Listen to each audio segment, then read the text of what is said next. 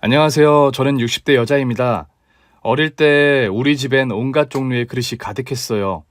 아빠는 주방 그릇을 만드는 중소기업의 회장이었는데 신제품이 나올 때마다 가장 먼저 우리 집에서 사용해보게 했어요. 한 번은 제 생일 때 제가 가장 좋아하던 만화 캐릭터가 그려진 그릇 세트를 선물해 주셨는데 소꿉놀이 하다가 깨먹고 많이 울었던 기억이 납니다. 저는 친구들과 주로 우리 집 큰 나무 아래에서 소꿉놀이를 하고 놀았어요. 소꿉놀이를 하고 있으면 저 멀리 집에서 엄마가 저를 부르곤 했죠. 이제 그만 놀고 밥 먹어야지. 어릴 때의 기억이서인지는 몰라도 마당에서 집까지의 거리가 꽤 됐어요. 친구를 보내고 집으로 달려가는 길이 드넓은 초원을 달리는 것처럼 아득하게 느껴질 정도였죠. 그렇게 밥을 먹으러 들어가면 꼭 한 번씩 큰 소리가 났어요. 바로 오빠 때문이었죠. 저에겐 나이 차이가 좀 있는 오빠가 있었는데 오빠는 학창시절부터 사고를 많이 치고 다녔어요. 도대체 언제까지 방황만 하고 다닐 거야? 네가 뭐가 부족해서 노는 애들과 어울려 다니면서 오토바이나 타고 도대체 뭐가 불만이야? 이런 게 불만이라고요. 나 좀 그냥 내버려 둬요. 오토바이 좀 탄다고 별일 없어요. 네가 그 녀석들이랑 어울려 다니면서 오토바이만 타냐? 술 마시고 담배까지 피우잖아. 아 진짜 나도 좀 있으면 성인이에요. 그럼 성인이 된 다음에 해. 그땐 진짜 간섭 안 할 거예요? 너 아빠한테 그게 무슨 말버릇이니? 엄마도 왜 맨날 아빠 편만 들어요? 나도 갑갑하니까 이러는 거잖아. 너 이 자식 엄마한테 지금 반말했어? 제가 어릴 때만 해도 부모님께 깍듯하게 존댓말을 쓰는 건 기본이었습니다. 오빠는 결국 아빠에게 뺨을 맞았고 그 길로 집을 나가버렸어요. 어릴 때만 해도 그저 평온했던 우리 집은 오빠가 사춘기를 맞은 뒤부터 단 하루도 조용한 날이 없었어요.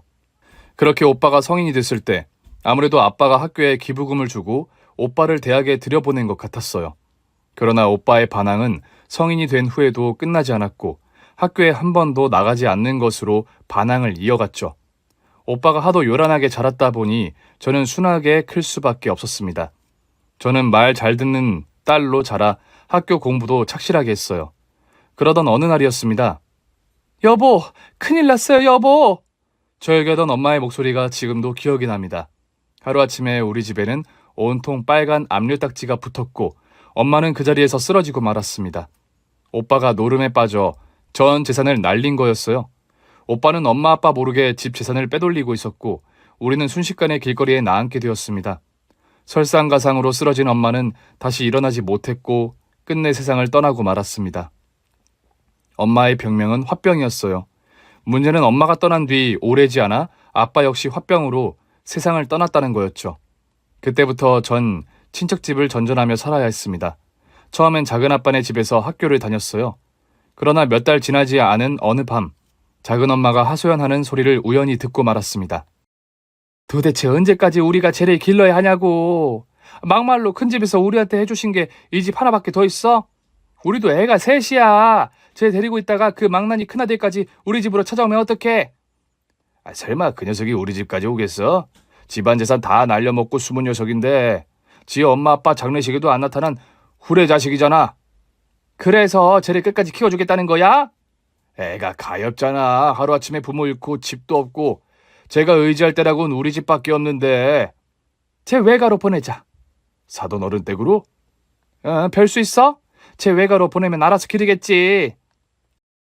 자다가 일어나 화장실에 가던 길이었어요. 다음날 불안한 마음으로 일어났는데 아니나 다를까 작은엄마가 저한테 손을 내밀더라고요. 작은엄마랑 어디 좀 가자. 결국 전 시골에 있는 외가로 보내줬고 그곳에서 학창시절을 보냈습니다. 처음엔 모든 게 서럽기만 했는데 시골 생활에 적응하면서부터는 사실 철모르고 살았어요. 외할아버지, 외할머니는 늘 바쁘고 무뚝뚝하셨지만 저에게 필요한 모든 것을 해주셨어요. 그런 게 사랑이라는 걸 느낄 수 있었죠. 덕분에 부모를 잃은 슬픔과 상처가 조금은 치유되던 즈음이었습니다. 그러다 고등학교 졸업을 앞두고 있던 20살 때 생각지도 못한 사람이 저를 찾아왔습니다. 저는 여느 날처럼 친구들과 수다를 떨며 학교를 나오고 있어요. 그런데 낯익은 남자가 저를 보며 이리 오라는 듯 손가락을 까딱까딱 움직이더라고요. 저는 한눈에 그 사람을 알아볼 수 있었습니다. 오빠? 오랜만이다. 저는 오빠와 함께 인근 빵집으로 갔습니다. 어쩐 일인지 오빠가 빵과 우유를 사주더라고요. 오빠 그동안 어디 있었어? 나야 뭐 여기저기 돌아다녔지. 넌 왜 가 있었구나. 한참을 찾았다. 날 왜? 왜긴 왜야. 이 세상에 혈육이라고는 우리 둘뿐이잖아. 이제 오빠랑 같이 살아야지. 갑자기 찾아와서는 혈육이네 뭐네 하며 같이 살자고 하더라고요. 솔직히 내키지 않았습니다. 그러나 저에게 빵도 사주고 뭐가 묻었다며 챙겨주는 오빠를 보고 있자니 이제 철이 좀 든 건가 싶더라고요. 오빠가 미안했어. 엄마랑 아빠 그렇게 된 것도 내 탓인 거 알아. 나타날 낯짝이 없어. 차마 장례식에도 못 갔어. 지금도 그래. 차마 외가로 못 가겠더라. 그냥 네가 슬쩍 집만 들고 나와. 오빠가 서울에 너랑 살 집도 다 마련해놨고 전학 가서 서울에서 학교 가자. 지금 바로? 근데 외할머니나 외할아버지한테 말했다가는 못 가게 할 게 뻔하니까 그냥 나 믿고 조용히 나와. 내가 변했다는 걸 누가 믿겠어. 그래도 넌 믿어줄 거지? 자기가 하나뿐인 혈육이라며 너를 살살 달래는데 결국 전 넘어가고 말았습니다. 외가로 돌아가 보니 외할아버지, 외할머니는 집에 안 계셨어요. 저는 덜덜 떨면서 짐을 싸서 나왔고 차마 그냥 나오기가 힘들어서 쪽지를 하나 쓰고 나왔습니다. 할머니, 할아버지, 그동안 키워주셔서 감사합니다. 오빠가 와서 같이 가려고요. 서울에 가서 다시 연락드릴게요. 그러나 오빠가 저를 데리고 탄 버스는 서울행이 아니었어요. 오빠, 우리 서울 가는 거 아니야? 갈 건데 잠깐 들를 데가 있어서 그냥 한숨 푹 자고 있어. 처음엔 잘 생각이 아니었는데 하도 오래 차를 타다 보니 잠이 들었던 것 같아요. 잠에서 깼을 때 전 생전 처음 보는 집에 누워 있었습니다. 오빠 어딨어? 밖은 온통 캄캄했고 저 혼자 방 안에 덩그러니 누워 있더라고요. 그때 누군가 문을 열고 들어왔습니다. 웬 아주머니였는데 저를 위아래로 훑어보는 겁니다. 20살이라고? 네? 아줌마는 누구신데? 누구긴 누구야. 네가 하늘같이 모셔야 할 시어머니지. 네? 젊으니까 애는 잘 낳겠지 뭐. 도대체 무슨 말씀을... 아니 이렇게 머리가 나빠서야. 아직도 상황 파악이 안 돼? 네 오빠가 널 우리 집에 팔고 간 거 아니야? 하루아침에 전 이름도 얼굴도 모르는 남자의 아내로 팔려버렸고 오빠는 이미 도망치고 없었습니다. 시댁에서의 일상은 지옥 그 자체였어요. 제 남편이라며 나타난 남자는 첫 모습부터 술에 취해 고주망태가 된 모습이었고 시어머니라는 사람은 구박할 거리만 찾아다니며 저를 괴롭혔습니다. 아니, 넌 나이가 20살인데 밥도 이렇게 못 짓니? 죄송합니다. 그리고 된장찌개에 누가 이렇게 물을 많이 넣니? 제가 처음 끓여봐서요. 아니, 네 오빠는 네가 산전수전 다 겪어봤다고 할 줄 아는 게 많다고 했는데 이거 완전 사기 아니야? 사기를 당한 건 저였습니다. 그것도 집안을 말아먹은 것도 모자라 부모님까지 세상을 떠나게 한 친오빠에게서요. 갑자기 눈물이 나더라고요. 하루아침에 낯선 집, 낯선 부엌에서 생전 해본 적도 없는 밥을 차리는데 외할머니가 차려주시던 밥상이 떠오르더라고요. 내가 무슨 생각으로 오빠를 믿고 따라 나섰을까 싶었죠. 처음엔 도망치려고 여러 번 시도했습니다. 그날 밤 그 집 식구들이 잠든 사이에 몰래 집을 나왔었어요. 그러나 아무리 걸어도 버스 터미널은커녕 구멍가게 하나 보이지 않더라고요. 시골이라는 밤에는 사람도 없어서 물어볼 사람도 없었습니다. 그래도 저 집에서 억지로 결혼을 하느니 도망치는 게 낫다고 생각했지만 결국 붙잡히고 말았죠. 저는 결국 그 남자와 마을잔치까지 벌이며 결혼식을 올렸어요. 그래도 술이 깬 모습은 순해 보이더라고요. 저를 보고 해맑게 웃기도 하고 따뜻한 말도 해주었습니다. 낯선 동네에 갑자기 와서 힘들 거 알아. 사람 사는 거 뭐 있어? 서로 정붙이고 살면 또 살아가는 거지. 오빠 때문에 팔려가서 한 결혼이었지만 어쩌면 평생 의지할 수 있는 사람을 만난 걸지도 모르겠다는 생각이 들더라고요. 그러나 남편의 순하고 따뜻한 모습은 어디까지나 술에 취하지 않았을 때뿐이었습니다. 그는 밤마다 술에 취해 집에 들어왔고 집에 있는 온갖 것들을 무기 삼아 저를 괴롭혔어요. 그렇게 밤새 난동을 부리고 나면 아침에는 제 앞에 무릎을 꿇고 빌었습니다. 내가 두 번 다시 술을 마시면 사람이 아니야. 미안해. 내가 잘못했어. 저는 멍투성이가 된 얼굴로 그 사람을 믿고 또 믿었습니다. 그러나 몇 달이 지나도 남편은 술을 끊기는커녕 술을 먹는 시간은 더 늘어만 갔습니다. 시어머니는 그런 저를 집 밖에도 나가지 못하게 했어요. 넌 그 얼굴 좀 어떻게 할 수 없니? 남들 보면 창피하니까 집안에 처박혀 있어. 제 얼굴이 그렇게 되고 싶어서 된 것도 아닌데 시어머니는 매번 저만 타박하셨어요. 네가 더 잘하면 네 남편이 왜 술독에 빠져 살겠냐. 네가 잘못 들어와서 제가 더 술에 빠져 산다. 그곳에서 산 지 1년쯤 됐을 땐 그 마을의 지리를 다 익힌 뒤였습니다. 시댁은 시내에서도 산등성이 하나를 넘어야 있는 외진 동네였어요. 얼굴에 멍이 사라지지 않는 1년을 꼬박 채운 그 밤, 저는 어렵게 모은 차비를 들고 그 집을 나왔습니다. 그거 외에는 아무것도 들고 나오지 않았어요. 그 집에 있었던 시간을 조금도 기억하고 싶지 않았습니다. 그나마 다행인 건 시골이라 혼인신고를 할 생각을 하지 않더라고요. 호적상 저는 혼인을 하지 않은 상태였고 제가 떠난 뒤 그들이 저를 찾을 방법은 없을 것 같았습니다. 저는 얼굴을 머플러로 둘둘 감은 채 버스 정류장 뒤편에 숨어 초차를 기다렸습니다. 그 사이에도 얼마나 주변을 살폈는지 몰라요. 행여나 그새 잠에서 깬 남편이 저를 쫓아오진 않을까, 저를 알아본 동네 사람들이 시어머니에게 가서 말하는 건 아닐까 두려웠습니다. 그러다 저 멀리서 첫차가 오는 게 보이더라고요. 저는 버스에 냉큼 올라탔고 유유히 그 동네를 빠져나가는 버스 안에서 또 숨죽여 울었습니다. 그렇게 지옥 같았던 시댁에서의 1년을 마무리하고 저는 서울에서 식모살이를 시작했어요. 절대 오빠가 찾을 수 없는 부잣집 동네로 들어가기 위해 얼마나 애를 썼는지 모릅니다. 드디어 부잣집에서 식모살이를 시작할 수 있게 됐는데 문제는 자꾸만 배가 불러온다는 것이었습니다.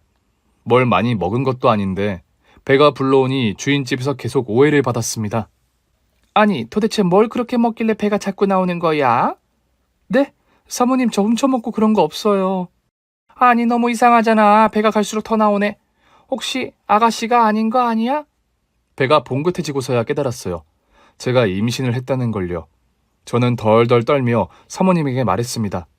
사모님, 사실 제가 결혼을 했었는데 아무래도 아이를 가진 것 같아요. 미혼이 아니었어? 아니, 그럼 신랑은? 없어요. 그때 제가 할 수 있는 거짓말뿐이었어요. 저는 신랑이 세상을 떠났다고 둘러댔고 사모님은 제 사정을 불쌍히 여겨주셨습니다. 일단 아이 낳을 때까지는 있어요. 근데 아이까지 데리고 우리 집에 있는 건 곤란해. 더더구나 갓난쟁이를 보면서 어떻게 식모 일을 해. 다른 집을 알아보는 게 좋겠어. 아이만 맡기면 괜찮은 거죠? 아이를 맡길 때가 있어? 예, 저 오빠가 있어요. 그래, 그럼 아이 낳고 잘 맡기고 오든가. 저는 입에도 담기 싫었던 오빠를 언급하고 말았습니다. 사실 오빠는 찾으려면 찾을 수 있어요. 서울로 돌아와 식모 일을 하던 중 외가에 연락한 적이 있었어요. 제가 떠나고 그 충격으로 인해 외할머니가 돌아가셨다고 하더라고요. 그런데 그때 오빠가 와서 상주 노릇을 했다는 겁니다. 오빠가 결혼했다며 외가 식구들에게 여자까지 소개했다고 하더라고요. 씹어먹어도 분이 풀리지 않을 오빠였지만 외할머니가 돌아가신 뒤 치매까지 앓고 있다는 외할아버지에게 아이를 맡길 수도 없고 방법은 오빠뿐이었습니다. 저는 외가에 알려주고 갔다는 오빠의 연락처를 물었고 오빠는 마치 아무 일도 없었다는 듯이 저를 반겼습니다. 내 동생, 결국 그 집에 못 살았구나. 내가 그럴 것 같았어. 그래도 인생의 좋은 경험이지 뭐, 그치? 분노로 인해 속이 부글거렸지만 꾹 참고 말했습니다. 오빠도 나한테 용서받지 못할 죄를 지은 건 알 거야, 그치? 야, 동생이 오빠 결혼 자금 대준 거라고 생각해. 막말로 네가 지금까지 나한테 해준 게 뭐냐? 정말 상종을 하기도 싫더라고요. 하지만 아이를 잘 키우기 위해서라도 일은 해야 했어요. 오빠 때문에 고등학교도 졸업 못하고 집도 없던 제가 할 수 있는 일이라곤 숙식 제공을 해주는 식모밖에 없었거든요. 오빠, 내가 그 일은 용서해줄게. 대신 이번엔 오빠가 날 위해서 딱 하나만 해줘. 알았어. 내가 또 한다면 하지. 뭔데? 오빠 결혼했다며? 혹시 아이도 있어? 아니, 난 아직 애는 없지. 그럼 당분간 내 애 좀 키워줘. 저는 일단 아이가 걸을 수 있을 때까지만 키워달라고 부탁했습니다. 그 뒤엔 아이까지 상주가 가능한 식모일을 찾아볼 생각이었어요. 오빠는 흔쾌히 그러겠다고 하더라고요. 오빠가 그 정도는 해줘야지. 걱정 말고 넌 네 일 해. 대신 아기 양육비는 꼬박꼬박 줘야 한다. 저는 출산 후 오빠에게 아이를 맡겼고 양육비도 꼬박꼬박 보냈습니다. 처음엔 일주일에 한 번씩 보러 갔었는데 나중에는 오빠가 자꾸 일이 있다며 집에 못 오게 하더라고요. 처가 식구들이 오기로 했다는 둥, 아기까지 데리고 여행을 간다는 둥 하는데 수화기 너머로 아기 소리도 들리기에 그 말을 철석같이 믿었어요. 그렇게 1년이 지났을 때 저는 식모살이할 집을 옮겼고 오빠의 집으로 제 아기를 데리고 갔습니다. 그런데 오빠네 집에 다른 아이가 있더라고요. 처음에 오빠는 그 아이가 제 아기라고 우겼습니다. 무슨 소리야? 어떻게 봐도 우리 애가 아닌데. 네가 오랜만에 봐서 못 알아보는 거야. 우리는 결정했어. 그냥 우리가 입양해서 키울게. 내가 더 거기로 시집 보낸 것도 미안하고 그냥 우리가 다 떠맡을 테니까 넌 새 출발해. 호적상으로도 깨끗하다며. 저는 오빠의 말을 무시한 채 기저귀를 풀어보았고 아기가 아들이 아닌 딸인 것을 확인했습니다. 오빠, 내 아들 어떻게 한 거야? 야, 우리도 막 애가 태어나서 힘들어 죽겠는데 어떡하냐. 고아원에 맡겼어. 뭐? 오빠 진짜 어떻게 나한테 이래? 잠깐 맡긴다고 했어. 거기 있을 거야. 거기가 어딘데? 그러나 오빠가 말해준 고아원에서 제 아이는 흔적조차 찾을 수 없었고 오빠네 집으로 돌아왔을 때 그 집은 텅 빈 채 편지 하나만 덜렁 남아 있었습니다. 그 새언니가 저에게 남긴 거였어요. 아가씨, 나도 같은 엄마라서 알려주는 거예요. 오빠는 끝까지 말하지 말라고 했는데 오빠가 아는 부잣집에 입양 보냈어요. 우리도 벌이도 마땅치 않고 애 둘 키울 여력은 없어서. 아무튼 애는 부잣집에 갔으니까 걱정하지 말고 아가씨도 새 출발해요. 저는 그 자리에 주저앉고 말았습니다. 그렇게 오랜 시간이 흘러 저는 60대가 되었습니다. 염색 한 번을 안 한 탓인지 다들 저더러 할머니라고 하더라고요. 저는 서울대학교 앞에서 붕어빵을 팔고 있었어요. 추운 겨울이었는데 매일같이 착한 총각 하나가 제 붕어빵을 다 사주곤 했어요. 할머니, 여기 있는 붕어빵들 모두 주세요. 그런데 어느 날부턴가 그 총각이 안 보이더라고요. 느낌이 이상했어요. 혹여나 무슨 일이 있나 싶어서 학생들에게 수소문해 그 총각집에 찾아갔습니다. 그리고 그 집의 대문을 연 순간 저는 너무 놀라서 개거품을 물고 말았죠. 처음부터 그 총각을 찾아가려던 건 아니었어요. 처음엔 붕어빵을 사러 오는 학생들에게 혹시 그 총각을 아느냐고 물었는데 학생들이 학교에서 전혀 본 적이 없다는 겁니다. 저는 이 학교 교수인가 생각하고 있었거든요. 그 총각이 하룻밤의 꿈처럼 사라지고 나자 뭔가를 잃어버린 것처럼 마음이 허하더라고요. 마치 제 아들을 잃었던 수십 년 전에 그때처럼요. 저는 새언니가 남긴 쪽지를 움켜쥔 채 하염없이 울었습니다. 오빠네 부부는 하루아침에 사라져버렸고 동시에 제 아들도 어느 집으로 입양을 간 건지 알 수 없게 됐죠. 부잣집으로 갔다고 하는데 이제 그 사기꾼 오빠 말을 믿을 수가 있어야죠. 새언니라고 뭐가 다를까 싶었어요. 유유상종이라고 똑같은 것들끼리 만나겠거니 생각했습니다. 오빠에게 전화를 걸었지만 역시나 받지 않더라고요. 새언니의 번호 역시 이미 없는 번호였습니다. 그즈음 아이를 찾아 헤매다가 만난 사람이 있었어요. 저보다 나이가 조금 더 있는 언니였는데 그 언니 역시 아이를 잃고 계속 찾는 중이었죠. 그러지 말고 우리 힘을 합쳐서 같이 살자. 저는 그 언니가 하고 있다는 식당으로 들어가 숙식을 해결하며 일하기 시작했습니다. 우리는 일을 하는 시간 외에는 아이를 찾는 전단을 뿌리며 돌아다녔고 우리 인생의 목적은 오직 잃어버린 아이를 찾는 데 있는 것처럼 살았어요.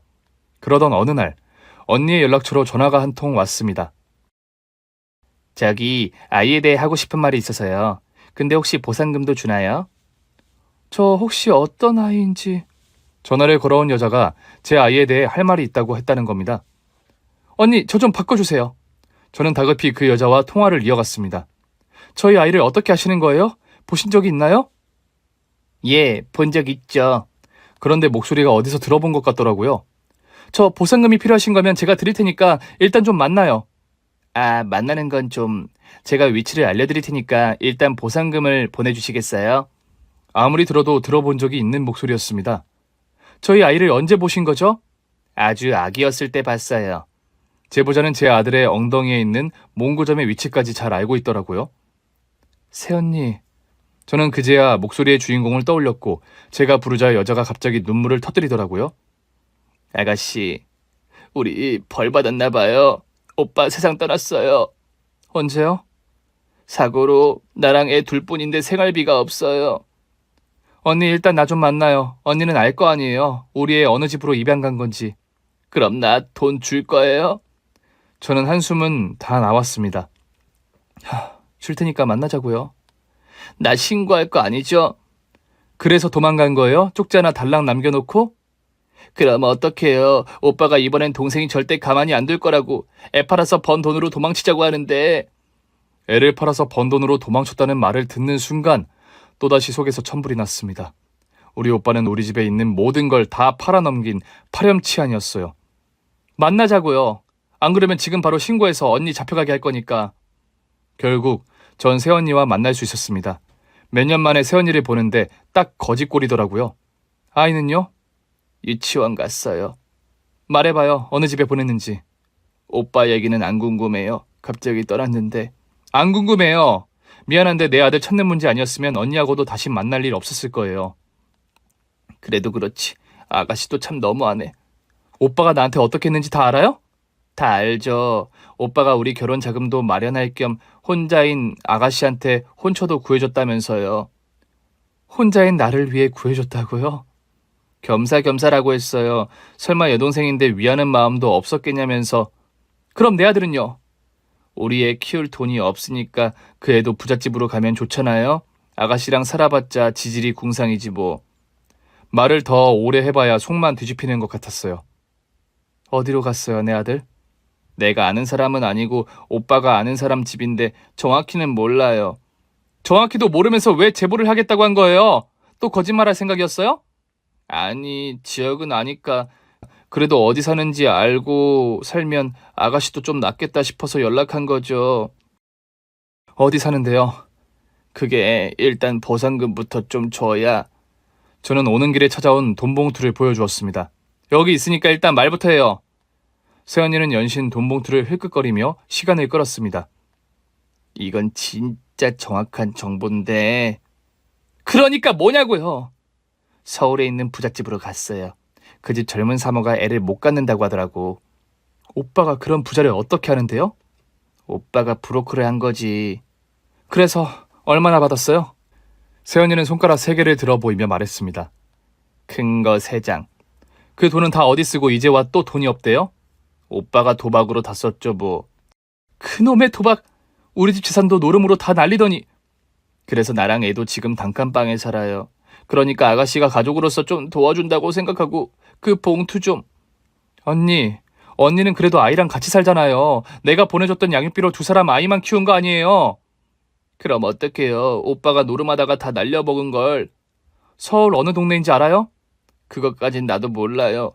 근데 엄청 잘 사는 집이래요. 그러니까 진짜 걱정할 거 없다고 했어요. 언니라면 언니 딸이 어느 집에 입양된지도 모르고 사는데 안심이 돼요? 어머 아가씨, 아무리 화가 나도 그렇지 어쩜 그렇게 막말을 해요. 우리 애를 내가 왜 입양을 보내요? 저는 결국 돈 봉투에 있던 돈 중 10만 원을 꺼내 새언니 앞에 내려놨습니다. 꼴랑 이것밖에 안 줘요? 부유김이라고 생각하세요. 솔직히 말해 그것도 안 주고 싶은데 참는 거예요. 이건 아니지. 새언니는 냅다 내 돈 봉투를 향해 몸을 날렸고 저는 재빨리 봉투를 빼버렸습니다. 사람이라면 염치가 있어야지. 지금껏 나 팔아먹고 내 자식 팔아서 살아놓고 돈을 또 달라고요? 그래도 서울에 있는 거 알려줬잖아요. 이건 진짜 믿을 만한 정보라니까. 서울에 있는 부잣집을 다 찾아다닐 수도 없고 저는 한숨만 내쉰 채 새언니와의 만남을 마쳤습니다. 그러나 제 아들이 서울 부잣집으로 입양을 간 건 확실한 사실 같더라고요. 저는 새언니에게 다 주지 못한 돈 봉투를 물끄러미 봤습니다. 실은 홀로 조카를 키운다는 말에 다 주고 올 생각이었는데 홧김에 그냥 나와버린 거 있죠. 그 후로도 새언니는 툭하면 저에게 전화해 돈이 없다고 징징거렸고 저는 그때마다 조금씩 돈을 보태주기도 했어요. 물론 제가 서울로 이사를 가기 전까지만요. 아들이 서울 부잣집으로 이사 갔다는 걸 안 뒤 저는 서울로 이사할 계획을 세웠습니다. 함께 의지에 살던 언니는 눈물바람을 했어요. 나도 너랑 같이 갈래. 언니 가게가 이렇게 잘 되는데 두고 가면 어떡해. 이제와 내가 너랑 떨어져서 어떻게 살아. 언니 아들은 이 동네에서 잃어버렸잖아. 여기 있어야 언제라도 다시 만나지. 몰라. 난 그냥 너랑 같이 있고 싶단 말이야. 언니, 나는 내 아들이 밟고 다니는 땅이라도 밟아야 할 것 같아. 나 좀 이해해줘. 대신 우리 자주 연락하고 때마다 만나자. 응? 약속. 약속. 내 아들 빼고 내 가족은 언니뿐이야. 전 의지했던 언니와 통곡을 하며 헤어져 서울로 갔어요. 언니는 제가 한사코 거절해도 서울에서 방을 구하고도 남을 만한 돈도 보태주었고 제가 제대로 된 집을 구하는지 확인까지 했습니다. 내가 너 이럴 줄 알았어. 누가 이런 지하방 구하라고 그 돈을 준 줄 알아? 내가 구해줄 테니까 찍소리하지 말고 몸 편한 데서 살아. 언니는 저를 너무 잘 알았던 거죠. 아들을 잃은 뒤 사람 꼴을 안 하고 살았던 제가 돈만 보태준다고 해서 제대로 된 집을 구해 살 리가 없다는 것을요. 그렇게 서울로 와서 할 수 있는 일이란 일은 다 했습니다. 언제든 아들을 다시 만나게 되면 뭐라도 사줄 수 있는 엄마이고 싶었거든요. 그렇게 시간이 흘렀어요. 저는 평생 저 자신을 괴롭혔어요. 저 자신에게 아들을 잃을 벌을 그렇게 줘야 할 것만 같았습니다. 시간이 아무리 지나도 아들을 찾을 방법이 없자 결국 60이 넘어 시작한 게 붕어빵 장사였어요. 어느 날 대학생들이 지나가는 걸 보는데 우리 아들도 부잣집으로 입양을 갔으면 저렇게 살았으려나 싶더라고요. 그래서 붕어빵 장사를 하던 중 번남은 붕어빵을 사다 주는 착한 총각을 만났죠. 할머니, 여기 있는 붕어빵들 모두 주세요. 아니, 매번 이걸 다 사가서 뭐하게? 저희 집 일하시는 분들하고도 나눠 먹다 보면 금방 먹어요. 어머, 총각집이 꽤 잘 사나 보다. 아이고, 내 정신 좀 봐. 총각은 맞아요? 네, 나이는 좀 있는데 아직 총각입니다. 아직 해결하지 못한 숙제가 있어서요. 아니, 무슨 숙제기에 여태 결혼도 안 했대? 제 결혼식 때 꼭 모시고 싶은 분이 있거든요. 아이고, 총각은 참 말하는 것도 예쁘네. 부모님이 참 뿌듯하시겠어. 그런가요? 그렇게 생각해 주시니 좋네요. 하긴 부자니까 이렇게 불쌍한 할머니 붕어빵도 사주는 거려니 싶더라고요. 그래도 어디 매번 그렇게가 쉽냐고요. 그런데 어느 날부턴가 매번 붕어빵을 사가던 총각이 보이질 않는 겁니다. 처음엔 오늘은 안 오다 보다 했는데 그게 하루, 이틀, 일주일을 넘어가니까 걱정이 되더라고요. 저 학생 혹시 키 크고 잘생긴 젊은 교수님 본 적 있어? 저희 과에는 그런 분은 없어요. 붕어빵을 사러 오는 학생들을 붙잡고 물어봐도 안다는 사람이 없었어요. 간혹 우리 과 교수님인가 하면서 사진을 보여주는 학생도 있었지만 그 중에도 없더라고요.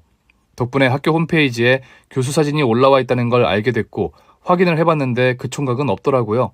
도대체 대학 교수도 아닌 사람이 왜 매번 내 붕어빵을 다 사준 건가 싶었죠. 그러던 어느 날 한 학생이 저한테 와서 그러는 겁니다.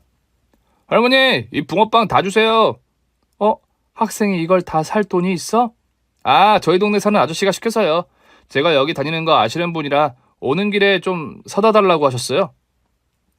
혹시 그 아저씨가 전에도 여기서 붕어빵 산 적 있대? 네, 저한테 사다 달라고 하셨어요. 저 학생, 내가 직접 가져다 주고 싶은데 혹시 그 총각 집이 어디야? 그 총각 대신 붕어빵을 사러 온 학생 덕분에 총각의 집을 찾아갈 수 있었습니다. 솔직히 처음부터 찾아갈 생각은 아니었어요. 그 학생에게 그 아저씨가 왜 안 오냐고 물으니 이유는 잘 모르겠다고 하더라고요. 혹시 아픈 거냐고 물으니까 좀 아파 보이긴 했다기에 저도 모르게 그 집까지 찾아간 거였습니다. 학생을 따라가 보니 으리으리한 저택이 나왔어요. 저는 놀라서 물었습니다. 학생, 이 집이 그 총각 집 맞아? 네, 맞아요. 학생은 저 대신 초인종을 눌러주었고 조금 뒤 대문이 열렸습니다. 전 이만 가볼게요.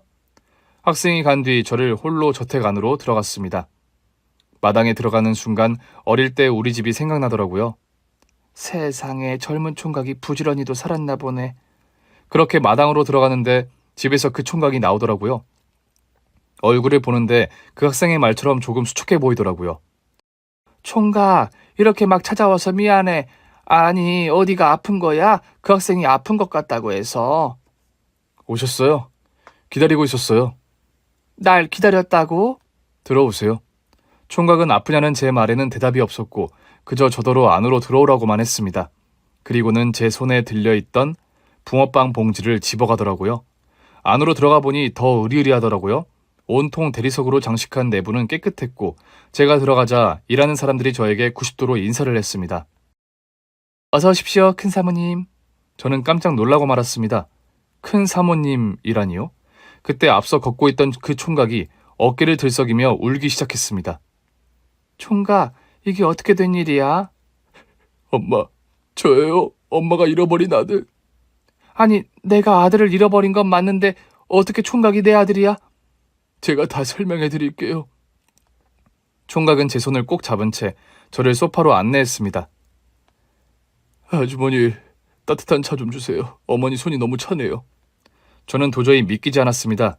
평생을 찾아 헤매도 찾을 수 없을 것 같았던 아들이 그 착한 총각이었다니 누가 믿을 수 있었겠어요? 말부터 해봐요. 내가 엄마인 거 확실해요? 네, 맞아요. 서울대학교에 일 때문에 들렀는데 보는 순간 알았어요. 아니, 날 어떻게 알아봐. 갓난쟁이일 때 잃어버렸는데. 절 키워주신 양부모님이 어머니 사진을 갖고 계셨어요. 뭐? 도대체 어떻게? 그 총각은 젊은 시절 제 사진을 보여주었어요. 제가 오빠에게 속아 결혼식을 올렸던 사진이더라고요. 아니, 이 사진을 어떻게? 처음 저를 데리고 온 남자분이 제 삼촌 맞죠? 그래, 맞아. 내 오빠였어. 그분이 저를 팔기 위해 왔는데 양부모님이 보기에 좀 수상쩍은 부분이 있었대요. 어쩐지 아이 엄마의 동의를 안 받은 것 같아서 아이 엄마의 인적 사항을 알려달라고 했더니 사는 곳을 알려줬대요. 저는 아들에게서 믿을 수 없는 이야기를 들었습니다. 양부모님이 저를 입양하지 않으면 다른 집에 팔아 넘길 것 같아서 일단 입양을 했고 그 다음에 어머니를 찾아갔다고 하시더라고요. 그런데 이미 어머니는 그 집을 나가신 상태였고 그 집 사람들한테 돈을 주고 겨우 어머니의 사진 한 장을 구해오셨다고 하더라고요. 저의 전남편과 시어머니는 아들의 양부모에게 오빠에게 준 돈의 2배를 뜯어냈더라고요. 그 돈을 받아서 날 찾지 않았나 보다. 내가 도망쳐 나왔거든. 들었어요. 키워주신 부모님이 낳아주신 어머니에게 피치 못할 사정이 있어서 제가 입양된 것 같다면서 사진을 잘 갖고 있다가 나중에라도 꼭 찾으라고 하셨어요. 그런데 서울대학교 앞에서 어머니를 본 거예요. 그 총각이 제 아들인 걸 알고 나자 정신이 하나도 없더라고요. 그런 줄도 모르고 이런 꼴인데도 날 알아봤어? 사진을 하도 자주 봐서 그런가 그냥 한눈에 알겠던데요. 세상에, 근데 왜 말은 안 했어? 내가 사는 게 좀 그렇지. 아니에요. 그런 게 아니라 저도 너무 놀라서 어떻게 말을 해야 할지 알 수 없어서 계속 주변만 맴돌았어요. 세상에, 내 아들이 그 총각이었다니. 엄마 보고 싶었어요. 세상에, 고마워. 이렇게 잘 살아줘서 고맙다. 내가 미안해. 내가 미안하다. 오빠를 믿고 널 맡기는 게 아니었는데 그래도 혈육이라고 끝까지 믿어보고 싶었나 봐. 전 좋은 양부모님 만나서 사랑 많이 받고 자랐어요. 절 잃은 채 산 어머니가 많이 힘드셨겠죠. 말도 못하지. 그 세월을 어떻게 말로 다 하겠니? 사실 얼마 전에 삼촌이라는 분이 집으로 찾아왔었어요. 뭐? 세연이가 분명 세상을 떠났다고 했던 오빠가 집으로 찾아왔다는 이야기였습니다. 저희 집이 한 번도 이사를 간 적이 없거든요. 와서 엄마를 찾게 해줄 테니까 돈을 달라고. 진짜 삼촌이래? 여자가 아니고? 네, 삼촌이라고 하셨어요. 남자분이셨는데. 아무래도 새언니가 저한테 또 거짓말을 한 것 같더라고요. 그래서 줬어? 이미 엄마를 찾은 뒤여서 이것저것 캐물었더니 엄마가 어디 있는지 모르는 것 같더라고요. 그래서 한동안 엄마도 못 찾아간 거예요. 삼촌이 제가 엄마를 만난 걸 눈치챈 건지 밖에서 계속 감시를 하고 있더라고요. 그 인간이 어딜 감히... 최근엔 안 보이긴 했는데 혹시 몰라서 서울대학교 다니는 동네 학생한테 부탁했어요. 제가 대신 붕어빵을 사다 달라고 하면 어쩐지 엄마가 오실 것 같았거든요. 아니, 아픈 것 같다길래... 그렇게 말해달라고 했어요. 뭐? 그럼 분명 오실 테니까. 제 엄마니까. 근데 정말 수척해 보이는데? 그냥 소가리를 해서 그런가 봐요. 엄마를 눈앞에 두고도 아는 척을 할 용기가 안 나니까. 세상에, 살아생전에 널 다시 만나게 될 줄은 꿈에도 몰랐어. 이제 진짜 생시 맞니? 한 번만 만져봐도 될까? 언제까지고 만져보셔도 돼요. 저 살아있는 엄마 아들 맞아요. 아들을 키워주신 양부모님은 이미 세상을 떠난 뒤였고 아들은 양부모님의 모든 재산을 상속받았다고 하더라고요. 현재는 양부모님이 운영하던 기업의 대표로 있다면서 저에게 합가를 하자고 하더라고요. 아들, 엄마는 널 다시 만난 거로도 충분해. 너도 장가도 가야 하고 너 식구도 만들어야 할 텐데 이제와 내가 네 짐이 될 수는 없어. 며칠 뒤 아들이 저를 다시 집으로 초대했어요. 그리고 그 자리에는 아들이 오래 만났다는 여자친구도 와 있었습니다. 어머니 안녕하세요. 드디어 뵙네요. 미안해요. 나 때문에 결혼도 못한 거네. 어머니 전혀 아니에요. 물론 오빠가 친어머니를 찾고 나서 결혼하고 싶어 하기도 했지만 저도 바빠서 결혼 생각이 별로 없었어요. 어머니도 아시겠지만 요즘 여자들 결혼하는 거 별로 안 좋아하잖아요. 제가 통번역사라 외국에 나갈 일도 많고 해서 결혼은 최대한 늦게 하자고 하던 차에 오빠가 어머니를 찾았다고 해서 급히 귀국한 거예요. 저도 얼른 인사드리고 싶어서요. 어머님 너무 반가워요. 오빠가 정말 평생 그리워했어요. 저는 아들의 여자친구와 인사도 하고 아들의 여자친구가 돌아간 뒤 아들이 저에게 멋지게 꾸민 방을 보여주더라고요. 여기가 엄마 방이에요. 뭐? 아유, 나 안 들어온다니까.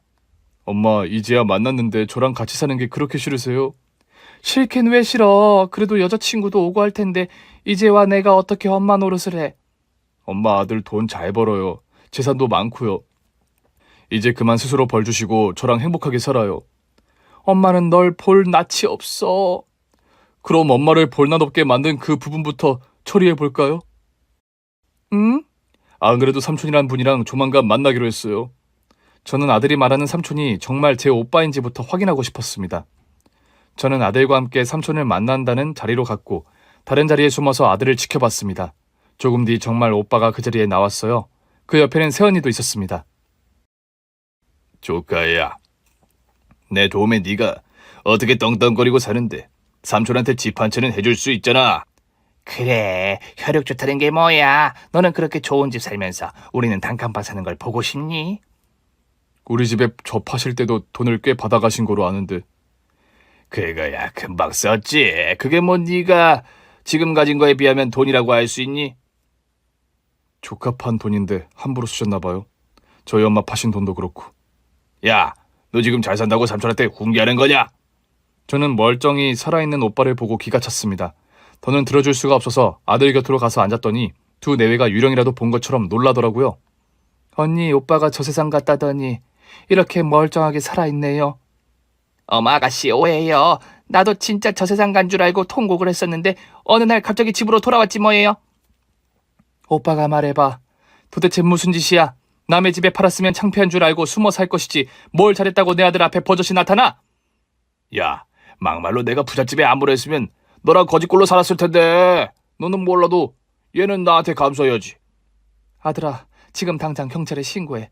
날 엄한 집에 팔아넘긴 것도 모자라 너까지 팔아넘긴 인간들이야. 당장 신고해서 죗값 받게 하자. 네, 엄마. 야, 니들 진짜 이렇게 나올 거야? 저는 전화를 걸려하는 아들의 손을 붙잡았습니다. 분노로 인해 손이 덜덜 떨리고 있었어요. 아들이 제 손을 꼭 잡아주더라고요. 2번 다시 안 나타난다는 각서 쓰고 공증 받아요. 그거 들고 오면 처벌까진 안 받게 해줄게. 그래도 내 아들이 살아있었으니까 마지막으로 한번 참아주는 거예요. 그런데 만약에 2번 다시 우리 앞에 나타난다? 그때는 남은 평생 콩밥 먹으며 살 각오하세요. 지금껏 나랑 아들 팔고 나한테 뜯어간 돈만 해도 두 사람이 평생 일해도 못 벌 돈이야. 결정해. 어떻게 할 건지. 결국 오빠와 세연이는 저와 아들 앞에서 무릎까지 꿇은 채 싹싹 빌었고 2번 다시는 나타나지 않겠다며 줄행랑을 쳤습니다. 마음 같아서야 왜 처벌을 하고 싶지 않았겠어요. 그래도 아들과 다시 만났으니까 한 번은 더 선행을 베풀자 생각했어요. 비록 오빠로 인해 원치 않는 결혼도 했지만 그 결혼이 있었기에 아들을 만난 거니까요. 이후 전 아들의 고집에 못 이기는 척 합가를 허락했어요. 대신 아들이 결혼하면 나가서 살기로 합의를 했고 당분간은 아들과 잃어버린 시간을 되찾으려 합니다. 이미 다 커버린 아들과 뭘 할 수 있을까 고민이 많았는데 아들이 할 거리를 너무 많이 만들어서 영양제가 꼭 챙겨 먹어야 할 정도입니다. 엄마, 다음 달에 우리 유럽 가기로 한 거 있잖아. 아들, 너 언제 일하려고 맨날 엄마랑 여행만 다녀? 엄마, 내가 이래봬도 제발 2세야. 엄마랑 평생 놀러 다닐 돈은 있으니까 걱정하지 말고 따라만 오세요. 저는 아들과 잘 놀기 위해 운동도 배우고 있고요. 평생 못하고 산 호강을 아들 덕에 매일같이 하고 있어요. 그냥 비싼 거 먹고 좋은 운동할 수 있어서 좋은 게 아니라 아들이랑 함께해서 그저 다 좋네요. 저는 그냥 같이 산책만 해도 좋은데 아들은 제가 한 살이라도 더 젊을 때 좋은 추억을 많이 만들어주고 싶나 봅니다. 얼마 전엔 처음으로 염색도 했는데 10살은 젊어 보이더라고요. 아들이 이제야 할머니가 아니라 아주머니 같다고 절 놀립니다. 그저 아들과 함께하는 일상을 살고 싶었을 뿐인데 그 시간을 찾기까지 참 오랜 시간이 걸렸습니다. 그럼에도 제가 살아온 시간이 흔적이 되어 아들과 만났으니 이제 지난 날은 원망하지 않으려고요. 그저 그토록 기대했던 오늘이 온 것에 감사하며 아들과 행복한 하루하루를 살아가려 합니다. 오늘 준비한 사연은 여기까지입니다. 재미있게 들으셨다면 구독과 좋아요를 눌러주세요. 그럼 저는 다음 사연으로 찾아뵐게요. 오늘도 건강하고 행복하세요.